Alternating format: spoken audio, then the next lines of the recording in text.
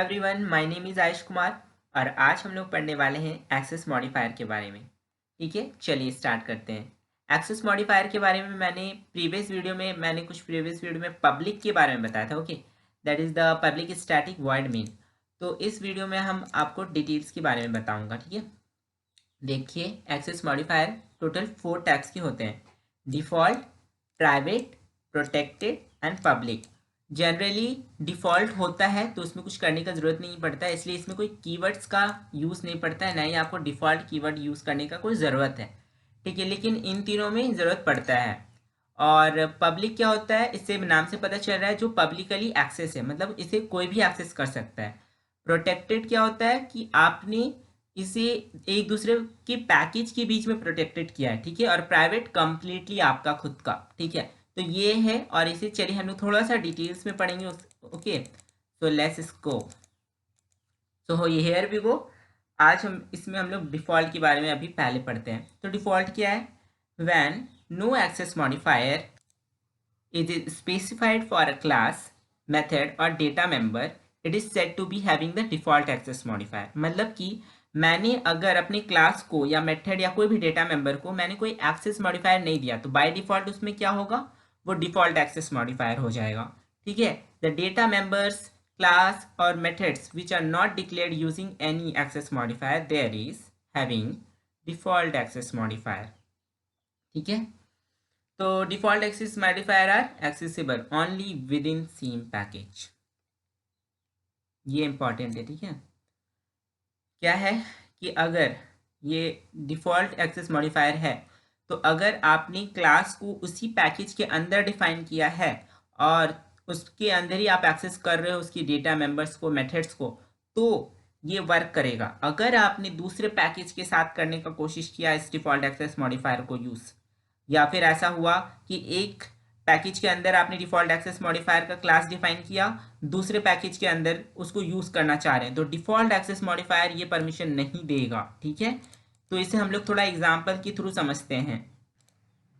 So guys, मैंने NetBeans में ये प्रोग्राम पहले से बना के रखा है और मैं आपको दिखाना चाहता हूँ कैसे मैंने किया है। देखिए, मैंने एक पैकेज बनाया P1, जो कि यहाँ पर मैं दिखा रहा हूँ। देखो, पैकेज बनाया है मैंने। ठीक है, और उसके अंदर मैंने एक क्लास डिफाइन किया, क्लास ए के नाम से, पब्लिक क्लास ए। ठीक है, लेकिन आप यहाँ पे मैंने पब्लिक इसको डिफाइन कर दिया है। ठीक है, तो यहाँ पे मान लीजिए पब्लिक भी हटा देते तो क्या होगा, देखते हैं। पब्लिक को चलिए हटा देते हैं, तो पब्लिक हटा देते तो ये डिफ़ॉल्ट हो गया। ठीक है, अब ये मेरा क्लास जो है डिफ़ॉल्ट बन चुका है। सो अब ये डिफ़ॉल्ट हो गया है, ये पैकेज P1 है और इसके अंदर मैंने एक फंक्शन डिफाइन किया, इंट ए और इंट बी। इसमें दो मैंने वेरिएबल्स ले लिया है और रिटर्न कर रहा है a+b। ओके, सो ये क्या हो गया, मेरा पहला क्लास। ठीक है, अब मैं क्या चाह रहा हूँ, ये तो मेरा डिफ़ॉल्ट है। ठीक है, तो अब मैं क्या चाह रहा हूँ, मैं दूसरा यहाँ पर मैंने बनाया है, देखिए, पैकेज P2। ठीक है, तो पैकेज P2 में मैं क्या कर रहा हूँ वो देखो, पैकेज P2 मैंने बनाया और पैकेज P2 में मैंने P1 को इंपोर्ट किया। ऐसे ही यूज़ किया जाता है जब आप कोई दूसरे पैकेज से यूज़ करना चाहते हैं, तो import P1 dot star. Star मतलब क्या, कि जितने भी सारी चीज़ें उसके अंदर, पैकेज P1 के अंदर सब कुछ दे दो। ठीक है, और उसके बाद मैंने क्या किया है, क्लास को डिफाइन किया है। B1 को यहाँ पे मैंने पब्लिक बना दिया। आप चाहो तो यहाँ पे पब्लिक ना भी लिख सकते हो, वो डिफ़ॉल्ट मैंने ए को यूज़ करना चाह रहा हूँ। पब्लिक स्टैटिक वॉइड मेन, मैंने ए का ऑब्जेक्ट क्रिएट किया। ठीक है, इससे पहले वाले वीडियो में मैंने बताया था कि कैसे एक डेटा या दूसरे डेटा मतलब क्लास में जाके ट्रांसफ़र हो सकता है, दैट इज़ डेटा ट्रांसफ़र और फंक्शन ट्रांसफ़र के बारे में।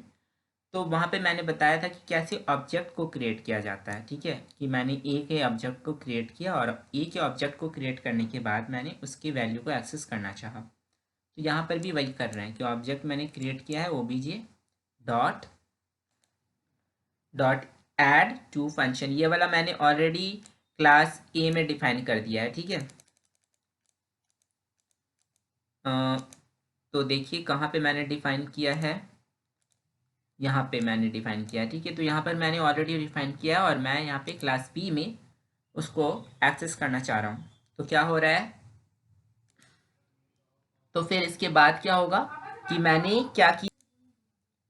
सो व्हाट विल हैपन कि अब मैं यहाँ पे क्लास P2 मैंने क्रिएट किया, P1 किया, और इसके बाद मैं इसको एक्सेस करना चाह रहा हूँ, तो यहाँ पे एरर शो कर रहा है कि A is not public in P1 cannot be access from outside package. समझ में आया? क्योंकि वो डिफ़ॉल्ट है। इसको रन भी कराएंगे तो मेरे को एरर ही शो करेगा। देखते हैं,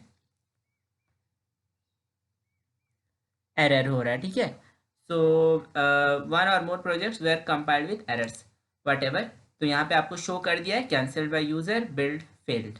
तो इस वे में आप देख सकते हो कि डिफ़ॉल्ट कीवर्ड का यूज़ या फिर डिफ़ॉल्ट पैकेज क्लास जो आपने क्रिएट किया, उसे एक डिफ़ॉल्ट क्लास को दूसरे पैकेज वाली क्लास में आप उसे एक्सेस नहीं कर सकते हो। तो डिफ़ॉल्ट का यहीं तक।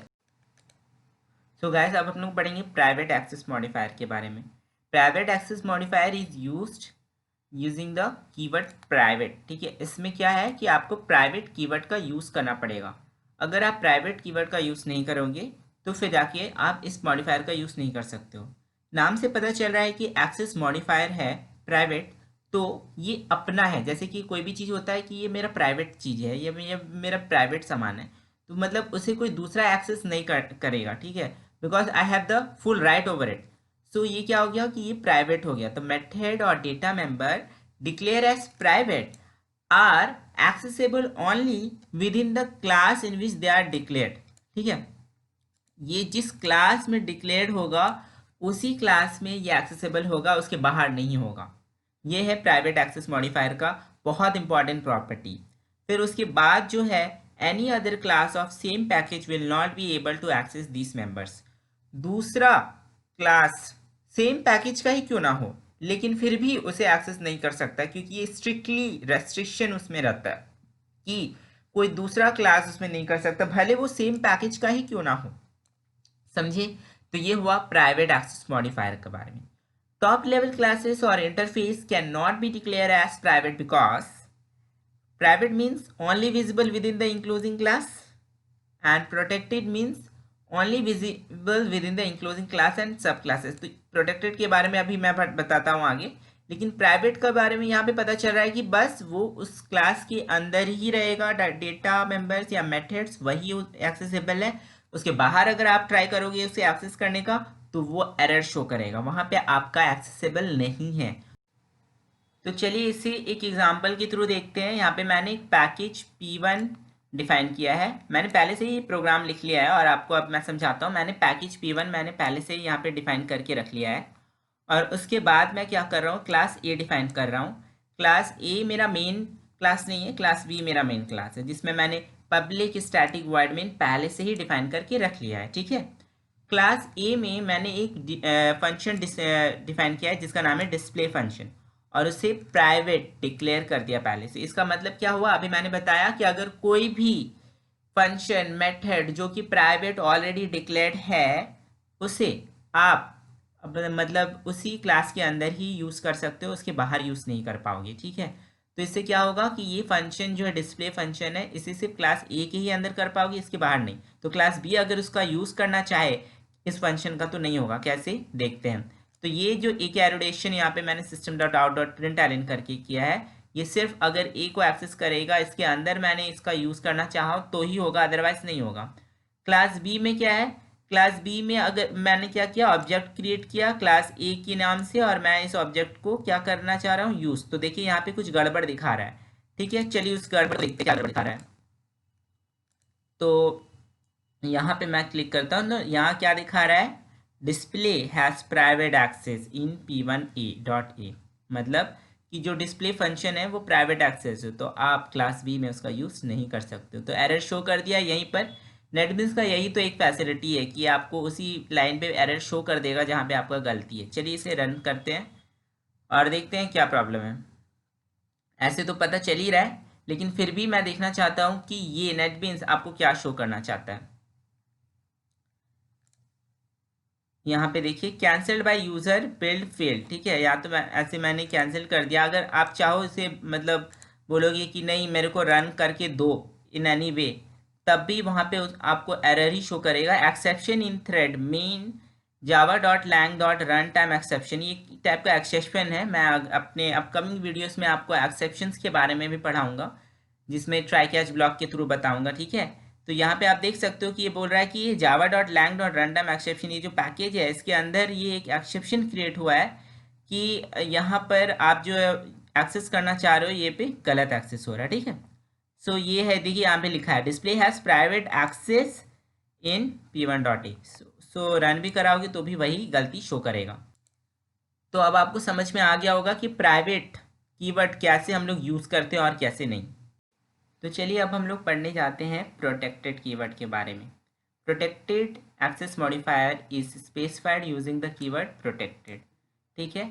और द मेथड और data members declare as protected are accessible with in same package. अभी मैंने बोल रहा था कि जो प्रोटेक्टेड अगर आप यूज़ करते हो, अगर कोई डेटा कोई मेंबर जो डिक्लेयर हुआ है एज अ प्रोटेक्टेड, वो एक्सेसिबल होगा विद इन सेम पैकेज या फिर सेम सब क्लास में होगा इन डिफरेंट पैकेज में, ठीक है। Accessible with in same package also, और you can also accessible that is the sub classes in different package also. तो इसमें दोनों फैसिलिटी है, ठीक है। तो अगर आप चाहो तो सेम पैकेज के अंदर भी इसका यूज़ कर सकते हो, डिफरेंट पैकेज के अंदर भी यूज़ कर सकते हो, ठीक है। लेकिन इसका भी कुछ रेस्ट्रिक्शन रह ही जाता है, ठीक है, क्योंकि यू नो ये क्या है कि अभी मैंने अपने प्रीवियस में क्या मैंने बोला अभी आपको कि visible with in enclosing class and any सब क्लास, ठीक है। इसमें भी ये रेस्ट्रिक्शन है कि ये विजिबल होगा लेकिन विद इन या तो इंक्लोजिंग क्लास में या तो उसके सब क्लास में, ठीक है, नहीं तो नहीं होगा अदर्स वाला में, ठीक है। तो चलिए ये वाला आपका हुआ क्या प्रोटेक्टेड के बारे में। अब हम इसे एक एग्जाम्पल के थ्रू देखते हैं। तो देखिए मैंने एक प्रोग्राम लिखा है प्रोटेक्टेड का, यहाँ से स्टार्ट होता है, ठीक है। मैंने पैकेज p1 डिफाइन किया, फिर public class e protected void function, मैंने यहाँ पे एक फंक्शन डिफाइन किया डिस्प्ले नाम का फंक्शन, जिसे मैंने प्रोटेक्टेड कर दिया, ठीक है। और यहाँ पे मैंने एक एरोडेशन बोल रहा हूँ कि मेरे को आउटपुट चाहिए, ठीक है। और दूसरा एक क्लास मैंने b डिफाइन किया है जो कि मेरा मेन क्लास है, लेकिन ये दूसरे पैकेज में, ये है पैकेज p2 में है, ठीक है। और p1 का सारा को इंपोर्ट कर दे रहे हैं, फिर class b x tends class a। इस वे से आप क्या होगा कि आप एक ही क्लास को ऐसे सब क्लास, देखिए b क्या यहाँ पे वर्क कर रहा है, b इज अ सब क्लास ऑफ a, यहाँ पे वर्क करना शुरू कर दिया क्योंकि मैंने एक्सटेंड कीवर्ड यूज किया जाता है सब क्लास में, ठीक है। इसके बारे में मैं ज़्यादा आपको बताऊंगा जब मैं इनहेरिटेंस को पढ़ाऊंगा ना, तब बताऊंगा कि एक्सटेंड्स का क्या यूज़ है, इंटरफेस का क्या यूज़ है, ठीक है।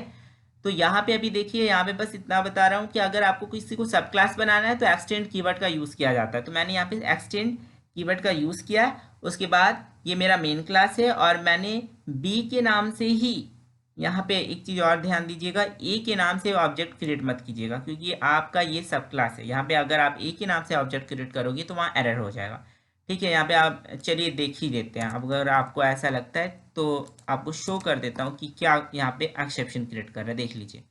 डिस्प्ले हैज़ प्रोटेक्टेड एक्सेस इन ए, यहाँ पे सीधा बोल दिया कि डिस्प्ले जो है प्रोटेक्टेड एक्सेस है ए में, इसीलिए अगर आप यहाँ चाहोगे तो आप उसे एक्सेस नहीं कर पाओगे, ठीक है, क्योंकि आपने ए के नाम से जब ऑब्जेक्ट क्रिएट किया तो अब ये उसका एज अ सब क्लास नहीं रहा, समझे।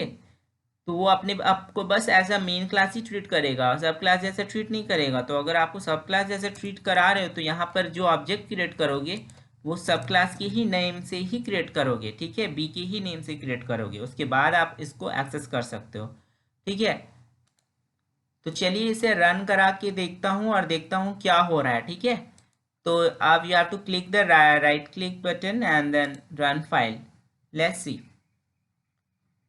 what will happen. Yes, we got a के एरोडेशन। So here we got that कि आप क्लास b को सब क्लास बना के क्लास a के फंक्शन को यूज़ कर सकते हैं प्रोटेक्टेड में, ठीक है। तो ये है प्रोटेक्टेड का facility. Now do you understand what is the importance of protected keyword.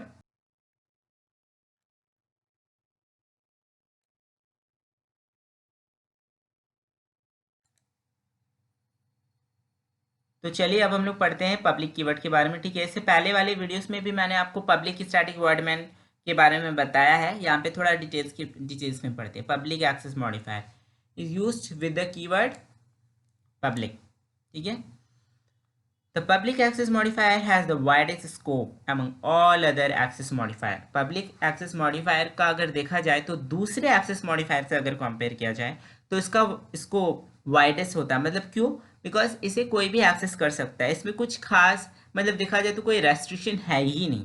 ठीक है, तो कोई क्लास के अंदर जो भी मेथड डेटा है उसे कोई भी अगर आप पब्लिक एक्सेस डिक्लेयर कर दे रहे हो तो it can be accessible from anywhere in the program and there is no restriction on the scope of the public data members। ठीक है, इसका मतलब कि कोई भी रेस्ट्रिक्शन, कोई भी दुविधा नहीं है कि अगर आप उस एक्सेस मॉडिफायर को यूज़ कर रहे हैं तो फिर ठीक है वो कहीं पर भी आराम से यूज़ कर सकते हो, उसका स्कोप बहुत लंबा है, बहुत बड़ा है। So this is the importance of public access modifier. Now let's see with an example. तो देखिए मैंने एक यहाँ पे क्लास क्रिएट कर दिया है a.java से और मैंने यहाँ पे पब्लिक क्लास a डिफाइन किया पैकेज p1 के अंदर, और अब यहाँ पे जो फंक्शन मैं डिफाइन कर रहा हूँ डिस्प्ले को उसे मैंने पब्लिक बना दिया, ना ही प्रोटेक्टेड है ना ही प्राइवेट है। ठीक है, इससे पहले मैंने बताया प्रोटेक्टेड प्राइवेट के बारे में, अब ये पब्लिक बन चुका है। तो इसका मतलब क्या कि इस डिस्प्ले फंक्शन को कहीं पर भी यूज़ किया जा सकता है, ना ही कोई सब क्लास बनाने का ज़रूरत है। अगर कोई ऐसा है तो अलग बात है, आपकी यूज़ के ऊपर डिपेंड करता है, लेकिन पब्लिक और हर जगह एक्सेसिबल है। तो देखिए मैं b.java ये क्लास खोल रहा हूँ, क्लास b खुल गया। ठीक है, सो क्लास b मैंने खोल के मैंने क्या किया, यहाँ पर मैंने पैकेज p2 के अंदर डाला है, p1 को इंपोर्ट किया है। p1 में क्या है, हमारा क्लास a है, मालूम है ना। चलिए अब देखते हैं क्लास b में मैंने क्या किया, पब्लिक स्टैटिक वर्ड मेन। क्यों? क्योंकि ये मेरा मेन क्लास है। उसके बाद मैंने a के नाम से यहाँ पर ऑब्जेक्ट क्रिएट कर दिया। ठीक है, सो a के नाम से ऑब्जेक्ट क्रिएट हो गया है और अब इस ऑब्जेक्ट को मैं यूज़ करना चाह रहा हूँ। तो यहाँ पे कोई भी एरर यहाँ पे शो नहीं कर रहा है, अगर होता तो शो कर देता। ठीक है, तो चलिए इसे रन कराते हैं और देखते हैं क्या होता है। Okay, so here we got a के एरोडेशन, यहाँ पे कोई रेस्ट्रिक्शन नहीं है, इसीलिए यहाँ पे आपको आउटपुट मिल गया। सो नेटबीन्स में आराम से आप ये चीज़ कर सकते हो। ठीक है, so thank you guys for all, आज के लिए इतना ही। सो गाइस अपने नेक्स्ट वीडियो में मैं आपको कंस्ट्रक्टर्स के बारे में बताऊंगा, जावा में जो कंस्ट्रक्टर्स का यूज़ किया जाता है और कैसे किया जाता है। ठीक है, तो इस वीडियो का PDF नोट मैं अपनी डिस्क्रिप्शन लिंक में आपको दे दूंगा। So guys, please like, subscribe and share my channel, and please don't forget to press the bell icon. So be happy, be healthy. Goodbye.